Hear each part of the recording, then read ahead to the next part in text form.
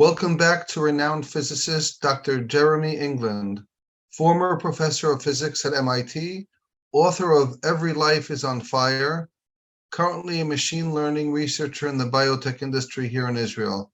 Shavua Tov, Dr. England. Shavua Tov. Today I'd like to kick things off by talking a bit again about the first verses of the Torah in Sefer Bereshit, the famous description of the 7 days of creation. And I really have a pretty focused point to make just about what the Torah is trying to teach us about the centrality of language to everything, but in particular also, let's say, the relationships between what we know to be true, like what you call epistemology, and let's say how we assign value to the ways that a society seeks to organize itself and how that's related to how it communicates, like ideology. And the place I want to locate this is just in the emphasis on speech and the role of speech in creation at the beginning in Maaseh Bereshit. So a very simple, basic point. If you look at the famous opening verses of the Torah, it starts Bereshit bara Elohim et hashamayim v'et haaretz. In the beginning, God created the heavens and the earth. And what's interesting is that both in the case of Shamayim and in the case of Aretz, so both in the case of the heavens and of the earth, you have this thing that comes before the naming, right? You have, in one case, a rakia. So the root raka is about being stretched out or spread out. So the rakia is kind of like a spread out thing. It's kind of being described in basic terms with its properties.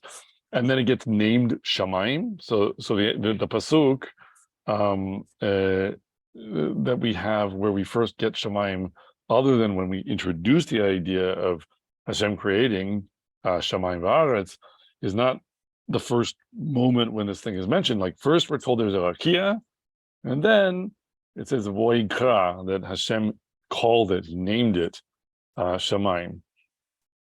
And that also happens with the earth. So we have a yabasha, which is like a dry thing. Yabesh is dry, a dry expanse. And then that gets named Aretz. And again, we have Weikra, the naming, the calling of something. And this is a theme that I think actually runs through all of the early passages in Sefer Bereshit, where the notion of the creation of something, of Bria, is really quite closely connected with the idea of naming it. And that's not to say that we should somehow imagine that all you need is language to create things. Like it really obviously involves also the manipulation of materials and other things as well. But I do think that the Torah is telling us that the development of a vocabulary and a taxonomy and sort of a system of classifying and describing things is and making separation between things is central to the very notion of what it means to create. So the other verbs you also have, in Maaseh Bereshit are things like Vayar, that Hashem saw, or Vayavdel, that he distinguished or separated between things. Vayomer, that he said, the famous one, Vayomer Elohim Yehi Or, Vayhi Or, and God said, let there be light, and there was light. And so there's this emphasis on the role of speech. And I think that we have the opportunity in seeing that since we are, by the same passage in the Torah, described as being made B'Tselem Elohim, in the image of God, that our attributes and our way of being in the world reflect things about how Hashem operates, and we are creative beings as he is creative. And we're learning something about how we create as well, I think, by being shown that. And I think that's easy to miss because you can always have the kind of magical or pagan or childlike relationship to this, where you say, HaKadosh Baruch Hu is in charge of everything and has all the power. And so when he says something, it just happens. But of course, when we say things don't just happen. But that is belied by the fact that there's also this kind of invitation in the Torah for man to participate in the naming of things, right?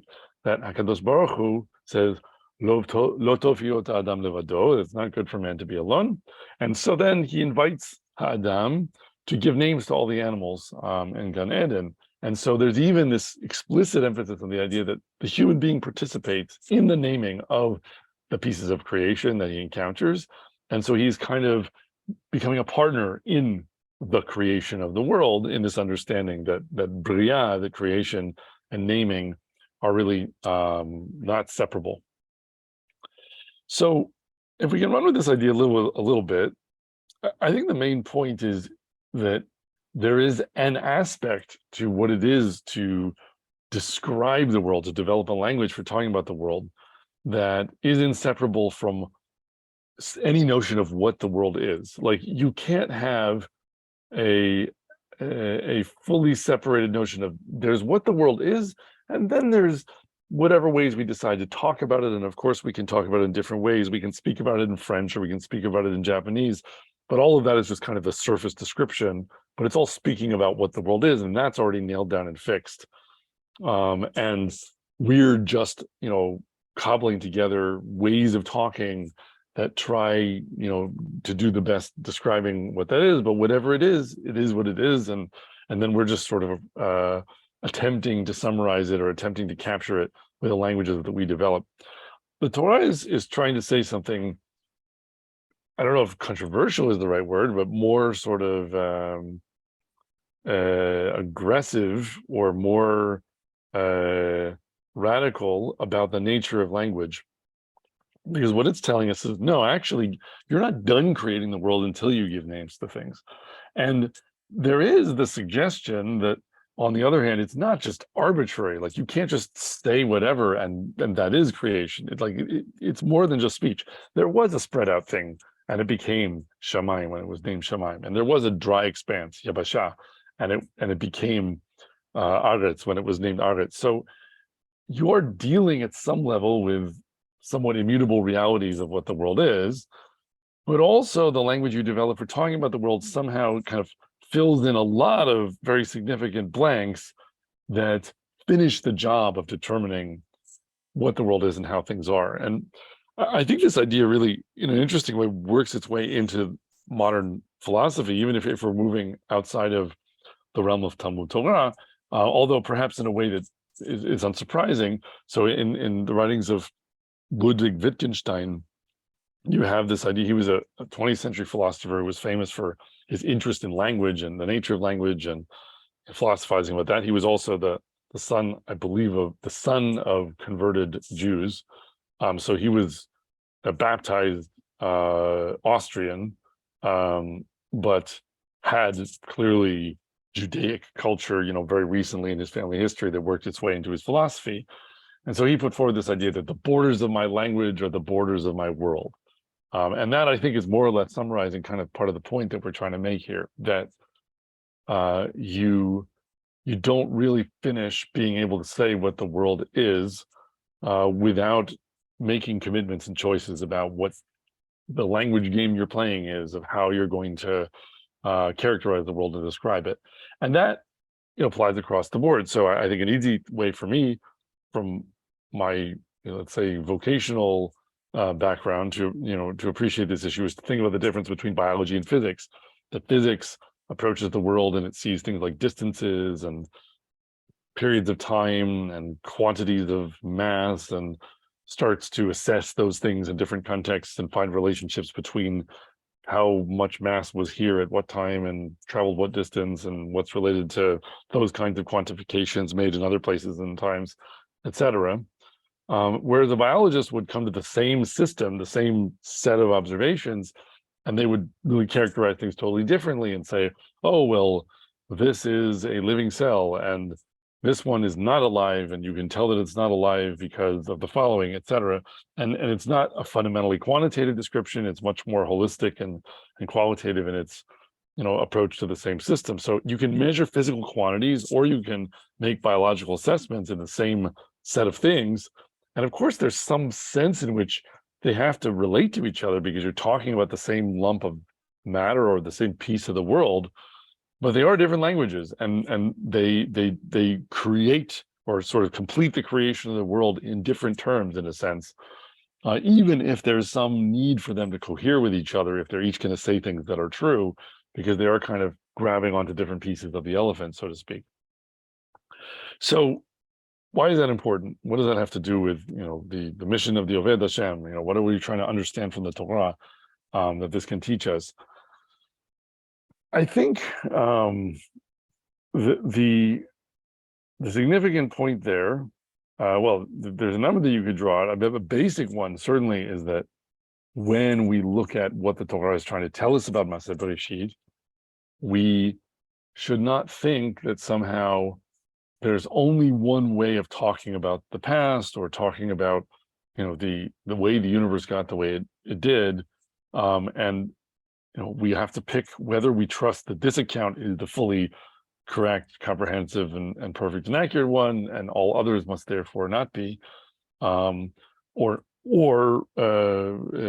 we would pick some other account and then have to therefore reject the Torah. But that choice, that dichotomy, is not really the one that's before us, because the Torah is saying, no, I'm going to talk about the world in a particular way, and HaKadosh Baruch Hu has decided that there's a particular vocabulary, a particular way of describing the world that's going to be most useful, let's say, to the Oved Hashem for navigating the world while trying to fulfill the mission of doing in the world what HaKadosh Baruch Hu wants us to do.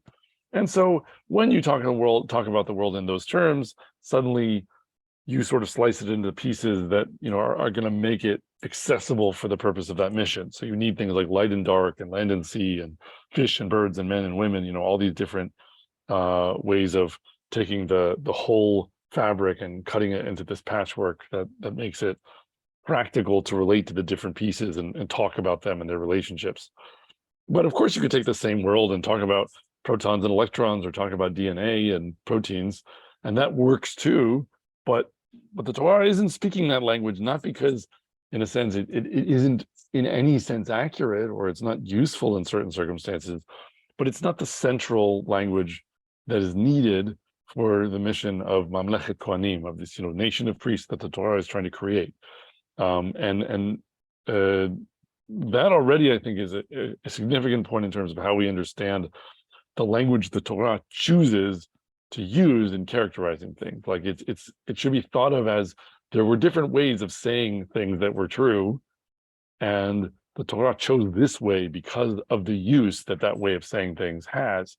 That already is a different way of reading it than just to say this is the only way of saying the truth and everything else is falsehood, or saying this is a partially true way of saying things, but maybe there's a more true way of saying things that could be put in a fancier language or something like that. That's not the choice that the Torah is asking us to make. But I think we can go a level deeper with this point and say that in addition, there's also a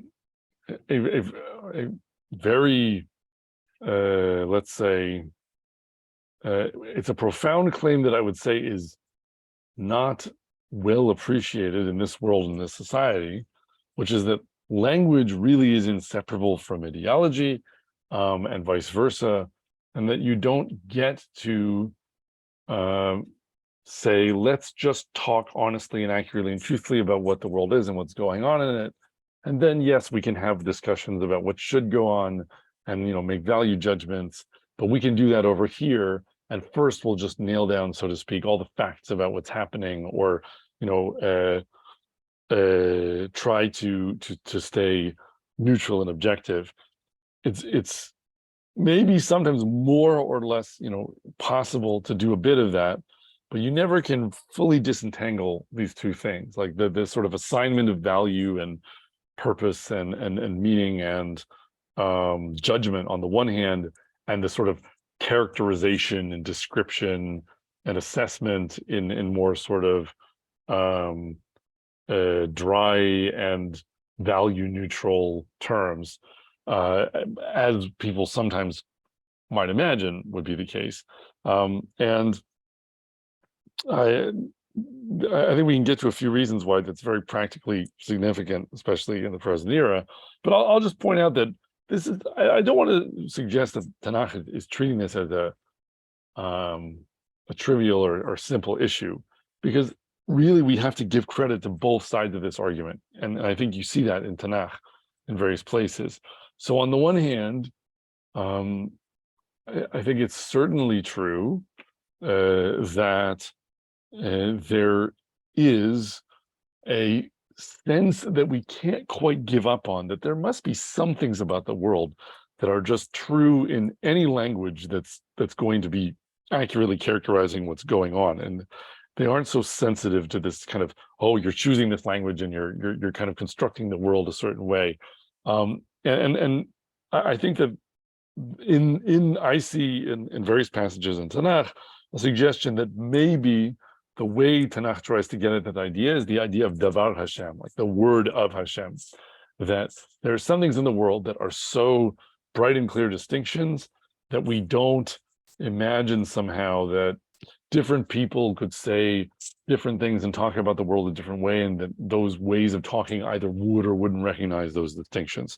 So, for example, we have in Perek Kuf Mem Zayin of Tehillim, this pasuk, Yishlach devaro v'yamsem yeshev rucho yizlu mayim. So that's that he sends forth his word and it melts ice, and his spirit or wind, returns to its place, and the water, becomes liquid. Like it's referring to the idea of the word of Hashem at this instant where ice is turning into water. And I think the reason the emblem of ice and water is so significant is because this is the same substance at some level, and everyone has such a clear understanding that if you take it and you make it cold enough, then there's a phase transition. This is talking like a physicist. This is a solid, and it is very distinguishable qualitatively from what you get if you raise the temperature and it turns into a liquid. And no one would say like, oh, that's just a matter of perspective, like whether it's a solid or whether it's a liquid. It just seems like the universe is imposing on us the notion of bright, perfect qualitative distinction, where it's not just a matter of perspective that ice and water might be the same thing or they might not. And there at that moment we encounter where the idea of davar Hashem, Yishlach devaro, he sends forth his word. And you get something similar also in actually the next perek in Tehillim, Esh v'arad sheleg v'kitor ruach se'ara asa devaro. So fire and hail and snow and steam, or let's say steam, ruach is like wind, se'ara like a storming wind, oseh devaro. So again, there's this kind of like physical chemistry, phase transitions kind of thing going on here. We're talking about hail and snow on the one hand, and steam, and the wind and the storm, and so fire, like that. There's, I can't help as a thermodynamicist partly noticing this and just thinking about it as again, like we're zooming in on the notion of how there are these basic transformations in matter where you can go from steam to solid ice, and that just depends on how hot the fire is, so to speak. And these are very bright distinctions. And so at this moment where nature is giving you this thing where you just say, okay, I think maybe any good language will recognize the bright line between ice and steam, you have the idea of davar Hashem. And so it's kind of admitting that like the word of Hashem, when he makes a distinction, that is drawn with this fiery line that you can't rub out, or you can't sort of avoid acknowledging. And we see that also in the liturgy, in Tefillah, Asher bidvaro ma'ariv aravim, that Hashem with his word brings on the evenings. And we're talking about, the sun setting and things like that. So again, sunset, not something you can really too easily mess around with. It gets complicated near the Arctic Circle, right, in winter or whatever, or in summer. But generally speaking, we're again talking about some of the brightest distinctions that nature has to offer. And the reason I think it's important is because it is, Tanakh trying to acknowledge, okay, maybe it's not just like it's all constructed. You can make up whatever language you want, and it can mean whatever you want, and there's no sort of fixed qualitative edges, hard edges in the world that you have to deal with. there are perhaps, and maybe, you know, when we acknowledge that those exist to some degree, we acknowledge the supremacy of Hashem's word, and we say that His word is, you know, the one that spoke into reality that bright qualitative distinction. And that's, you know, in contradistinction to the word of man, which is much mushier, right? Like where we can say things and we can try to invent distinctions, and sometimes they're sort of 80% true, or sometimes they're much less than 80% true, and we have much more of an ability to try to construct different ways of drawing lines and that are less firm and less obvious. So, for example, the notion of divorce, right? Divorce is a thing that, as a concept, only really makes sense if you have a society in which there is marriage. So, you know, if there's no such thing as marriage, there's no such thing as divorce. And it's a lot harder to say that, like, across the whole range of all human societies that could have ever existed, that there's something in the fabric of reality that is the difference between being married and being divorced, that it's as basic as the difference between ice and water, right? It's clear that there are a lot more things like divorce and taxation, or, you know, whatever else, where they're part of a whole sort of set of social conventions that people can get together and agree on and start living according to. And within that framework, those are realities. Like divorce is a reality, and, you know, taxation is a reality, and the difference between accidental manslaughter and deliberate murder is a reality, etc.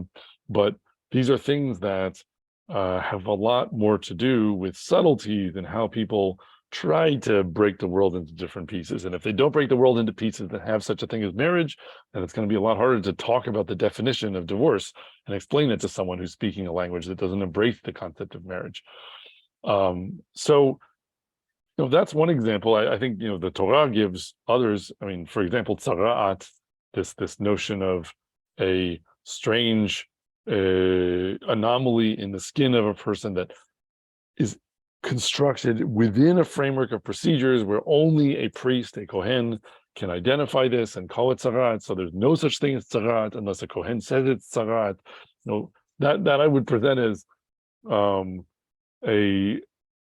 example the Torah sort of pushes to the fore when wanting to engage with exactly this issue of, you know, is there such a thing as, let's say, reality as halachic fiction, meaning that, you know, fiction is maybe the wrong word, but that tzara'at has no meaning whatsoever outside of the context of halakha. It's not a dermatological phenomenon that could also be studied, let's say, by skin doctors who have no knowledge of Torah. There is no such thing as the phenomenon of Torah, of tzara'at, except as it operates within the context of halachot, you know, of laws that the Torah gives, pertaining to this thing that at the same time also does involve the skin and the body, and, you know, rules for how people are expected to behave. So I think you have, at the end of the day, some things that are like ice and water, where yes, maybe there are a few very bright distinctions in the world where almost any good language must have to address them. And then there's like this polar opposite other end of the spectrum, where these things where, like, unless you're speaking the language of Torah, there's no such thing as tzara'at, and it would be impossible to explain what it is. And, you know, even something like divorce is, you can tell it's a bit more plastic and a bit more dependent on context. And so what we come away, you know, in the end, you know, with this recognition that this is really this pasuk we have at the beginning, Vayomer Elohim yehi or vayhi or. One of the points there, I would argue, is that the light by which we see the world comes from the way we talk about it, right? And we're being taught that from the beginning, that what the world is, how it seems to us, we can't just say, let's leave aside the language choice. Let's leave aside what we're going to say and how we're going to talk about things. And let's just, you know, let's work out in detail the facts of the situation. And then later we'll start talking, we'll argue with rhetoric about what should be done and, you know, what value judgments are appropriate, et cetera. Not so easy, actually, to pull these things apart. You really, at some level, have to acknowledge that maybe the moment you're committing yourself to a certain language and vocabulary and whatever for talking about what the world is and what it consists of, now you're going to start to have ideological commitments that come along with that. And you can't really postpone the decisions about what those commitments are while making a choice of a language to use. Now that I think is a hard truth for the modern Western cosmopolitan global society that let's say is most heavily using things like Zoom and YouTube and whatever else to wrap its head around, because I think there is a tendency to want to ignore this issue, and especially because of the influence of sort of scientism and things like this, where there is a naive and kind of, I think, philosophically misguided hope that's driven by all of this, vestigial Hellenism and the way, Western thought goes, where of course you also have people who are, talking about how everything is constructed and being very postmodern. But so let's characterize, both sides of that line of scrimmage. The way it breaks down, it tends to break down in the argument in Western thought is you have people who are trying to be very postmodern and saying, yes, everything, it does depend on language. Everything is constructed. And what that means is nothing is true or false. And everything is just, you can make things up in this language and it'll be true for you, but for someone else, it'll be false in their language. And there's no adjudication between these things. It's all just constructions. And so all we can really talk about is like characterizing how truth seems from different perspectives without making any judgment about what's right or wrong, or arguing that this language has a better grasp of the reality than this one, or vice versa. Or you have people who are maybe a little more conservative in their Western thought, where they would say, no, like there's an objective reality, and we should insist on speaking the truth about that objective reality, and it shouldn't matter what language we're speaking in order to to convey that. Maybe there are ones that may make you a little bit, it's easier to say, but in principle we can say, like, let's just concern ourselves with the truth about that reality, and not get all caught up in the question of which language we're speaking, and we shouldn't run into trouble there. And I think there's something misguided about each of these, that the Torah is teaching us, right? Like, on the one hand, the Torah certainly is not taking the position that it doesn't matter what language you're speaking, and there is no right way of seeing things, etc. But it does acknowledge, I think, what you would call the postmodern perspective, that language does construct reality, and there is ideological commitment in the choice of what language you're using. But what it says to the Oved Hashem, what it says to Mamlechet Kohanim, to this nation of priests that it's calling to this mission, is, here's the language for you, and like, you should make this your covenant and this your commitment, and it will contain with it ideological commitments. And I think that is the meaning, in a sense, of this first Rashi on the beginning of Sefer Bereshit, where Rashi says, why does the Torah begin with this stuff at all? Why doesn't it start all the way over in Sefer Shemot with the first mitzvah? That would make much more sense, right? To start with the moon and the setting of the month, because that's our first actual instruction, and everything else is just like a story, so why do we need it? And then the answer that Rashi relays from Chazal is, well, because we need to be able to see in the Torah that Hashem made the world, so we know that he gave us Eretz Yisrael, and he had a right to do that because he was the creator of everything, which of course isn't actually an argument that should be persuasive to someone who doesn't already believe what the Torah says, because if they don't already trust in what the Torah is saying, then it isn't proving anything to them about who made the world, or who deserves to have Eretz Yisrael. But I think that's not lost on Rashi or Chazal, and the point is instead to say, this is for you to understand that there is no separation, on the one hand, between your reading Sefer Bereshit and saying, oh, tell me about how the world was made, and use a certain vocabulary to talk about what it is, and tell a narrative about where it all comes from. And then also the other thing, which is the value judgments, the obligations, the commitments, the responsibilities, the entitlements, etc. That this is about how you're going to have a land, and it's going to belong to you, and you're going to have a job to do in that land. And so you'd think that talking about what the universe is, and the separation between light and dark, and dry land and water, and what have you, that's not really of essence if you're going to go over here and have a political discussion. But in fact, The moment you let someone start telling you the story of what the universe is and how it came into being, you already are assuming certain ideological commitments that will ultimately have an impact on a political discussion as seemingly remote as, to whom does this little patch of land belong, and how is that justified? So, that takes us, I think, to the next level of the Torah's understanding of the importance of language here, where it's saying you're going to make a choice in how to talk about the world, and it's not just going to be because you want to describe the truth, and this is like a more agile way of giving a description. It's because your choice to describe the world this way, your choice to talk in this language, that is an ideological commitment that already reflects your willingness to accept certain value judgments and assign that value to things going on in the world and let it affect your choices and how you act in the world. We would like to encourage our viewers to share these videos with friends and send in your responses. If you would like to obtain Birkon Nusach Eretz Yisrael or invite the rabbi for a speaking engagement, please email us at office@machonshilo.org.